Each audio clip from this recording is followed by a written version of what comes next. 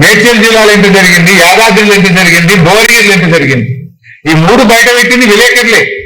మరి ఇంకా మిగతా జిల్లాలో ఎక్కడెక్కడ జరిగింది, రాష్ట్రం మొత్తం ఎన్ని జిల్లాల్లో ఎంత అవినీతి జరిగింది, ఎంత కుంభకోణం జరిగింది, దీని వెనుక ఎవరున్నారో అన్ని బయట పెట్టాలని మేము ఇలా ఆ పేలని బాంబుల మంత్రిని నేను డిమాండ్ చేస్తా ఉన్నా. బయట పెట్టాలని ఇవ్వాలి. ఎందుకు నోరు మూసుకున్నావు? ఆయనకంతా అహంకారం, ఆయన ఒళ్ళంతా శరీరం అంతా అహంకారంతో నిండి ఉంటుంది. మాట్లాడితే అహంకారంతోనే మాట్లాడుతుంటాడు. ఇవాళ ఇంత పెద్ద స్కామ్ నీ శాఖలో జరుగుతుంటే నువ్వు ఎందుకు పెదవిత్తలేవు? ఒక్కసారైనా ముఖ్యమంత్రి గారు రివ్యూ చేసిందా?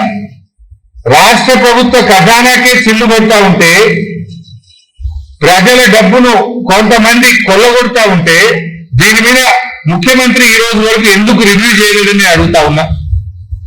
చీటికి మాటికి రివ్యూ చేసి బీఆర్ఎస్ నాయకుల మీద కేసులు పెట్టే రేవంత్ రెడ్డి ఇలా రాష్ట్ర ప్రభుత్వ ఖజానాకు కోట్లాది రూపాయల డబ్బు మీ యొక్క లోపభూయిష్టమైనటువంటి భూభారతి వల్ల నష్టం జరిగితే రివ్యూ చేసే బాధ్యత ముఖ్యమంత్రికి లేదా? ఎందుకు రెవెన్యూ మంత్రిని చూస్తే భయపడుతున్నావా? పొంగిలేటి అంటే నీకు భయమా? కారణం ఏంటి?